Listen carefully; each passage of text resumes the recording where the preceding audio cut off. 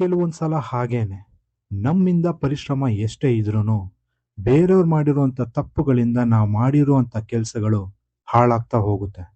ಇಲ್ಲಾಗಿರೋದು ಅದೇನೆ. ಇಂಟ್ರೋ ಮುಗೀತು, ಇನ್ನು ಸಿನಿಮಾದೊಳಗೆ ಹೋಗೋಣವಾ? Madeva, directed by Naveen Reddy, starrer by Vinod Prabhakar, Sonal and Srinagar Kitty. ಗಲ್ಲು ಶಿಕ್ಷೆಗೆ ಒಳಗಾಗಿರುವಂತಹ ಕೈದಿಗಳನ್ನ ಗಲ್ಲಿಗೇರಿಸೋದೇ ನಮ್ಮ ಮಹಾದೇವನ ಕೆಲಸ. ದಯಾ ದಾಕ್ಷಿಣ್ಯ ಇಲ್ಲದೆ ಇರುವಂತಹ ನಮ್ಮ ಮಹಾದೇವನಿಗೆ ಪಾರ್ವತಿಯ ಭೇಟಿ ಹೇಗಾಯ್ತು, ಯಾಕಾಯ್ತು ಮತ್ತು ಇವರಿಬ್ಬರ ಜೀವನದಲ್ಲಿ ಏನೇ ನಡೀತು ಅನ್ನೋದನ್ನ ನೀವು ಸಿನಿಮಾ ನೋಡಿನೇ ತಿಳ್ಕೋಬೇಕು. ನನಗೆ ಇಲ್ಲಿ ಇಷ್ಟ ಆಗಿದ್ದ ವಿಷಯ ಏನು ಅಂದ್ರೆ ಇಲ್ಲಿನ ಕತೆ ಮತ್ತು ವಿನೋದ್ ಪ್ರಭಾಕರ್ ಅವರು.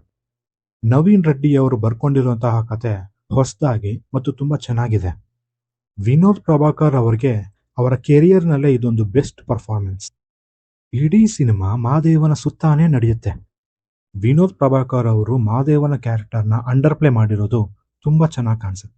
ನಮ್ಮ ಕನ್ನಡ ಸಿನಿಮಾ ಇಂಡಸ್ಟ್ರಿನಲ್ಲಿ one of the good looking actor ಅಂತಂದ್ರೆ ಅದು ವಿನೋದ್ ಪ್ರಭಾಕರ್ ಅವರು. ಇಡೀ ಸಿನಿಮಾ ಅವರ ಹೆಗಲ ಮೇಲೆ ಹಾಕೊಂಡು ಹೋಗಿದ್ದಾರೆ ಅಂತ ಹೇಳ್ಬಹುದು. ಒಂದೆರಡು ಸಾಂಗ್ಸ್ ಕೇಳಲಿಕ್ಕೆ ಖುಷಿ ಆಗುತ್ತೆ, ಬಟ್ ಸಾಂಗ್ ಪ್ಲೇಸ್ಮೆಂಟ್ಸ್ಗಳ ಬಗ್ಗೆ ಆಮೇಲೆ ಮಾತಾಡೋಣ. ಸಿನಿಮಾದಲ್ಲಿ ಸರ್ಪ್ರೈಸಿಂಗ್ ಎಲಿಮೆಂಟ್ ಆಗಿದ್ದು ನಮ್ಮ ಶ್ರುತಿ ಅವರು. ಶ್ರುತಿ ಅವರು ಸ್ಕ್ರೀನ್ ಮೇಲೆ ಬರ್ತಿದ್ದಂಗೆನೆ ನಮ್ಗೆಲ್ಲ ಕಣ್ಣಲ್ಲಿ ನೀರು ಬರುತ್ತೆ. ಆದ್ರೆ ಈ ಸಿನಿಮಾದಲ್ಲಿ ನೀವು ಹೋಗಿ ನೋಡಿ, ತುಂಬಾ ಚೆನ್ನಾಗಿ ಅಭಿನಯಿಸಿದ್ದಾರೆ. ಇನ್ನು ಸಿನಿಮಾದಲ್ಲಿ ಆ ಟ್ರೈನ್ ಸೀಕ್ವೆನ್ಸಸ್ಗಳು ಚೆನ್ನಾಗಿತ್ತು. ಇಷ್ಟು ಬಿಟ್ರೆ ಸಿನಿಮಾದಲ್ಲಿ ಇಷ್ಟ ಆಗುವಂತ ಎಲಿಮೆಂಟ್ಸ್ಗಳು ಯಾವೂ ಇರಲಿಲ್ಲ.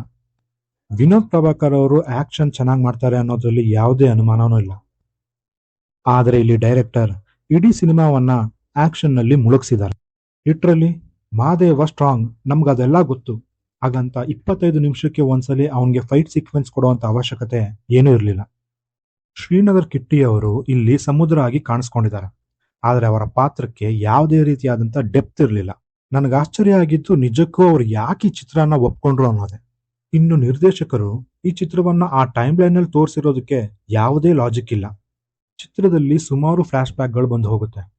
ಅರೆ ಅದನ್ನ ಒಂದೇ ರೀತಿನಲ್ಲೇ ತೋರಿಸ್ಬೋದಾಗಿತ್ತು. ಮಹಾದೇವನ್ಗೆ ಇದ್ದಿದ್ದೇ ಕೆಲವು ಡೈಲಾಗ್ಸ್ಗಳು, ಅವ್ಯಾವು ಇಂಪ್ಯಾಕ್ಟ್ ಆಗಿರ್ಲೇ ಇರಲಿಲ್ಲ. ವಿನೋದ್ ಪ್ರಭಾಕರ್ ಮತ್ತು ಶ್ರುತಿ ಅವರ ಆಕ್ಟಿಂಗ್ ನ ಬಿಟ್ರೆ ಮಿಕ್ಕಿದವ್ರು ಎಲ್ರದೂ ಫೇಕ್ ಅಂತ ಅನಿಸ್ತು. ಇಂಟರ್ವಲ್ ಬ್ಲಾಕ್ ಕೂಡ ಇಂಪ್ಯಾಕ್ಟ್ಫುಲ್ ಆಗಿರ್ಲಿಲ್ಲ.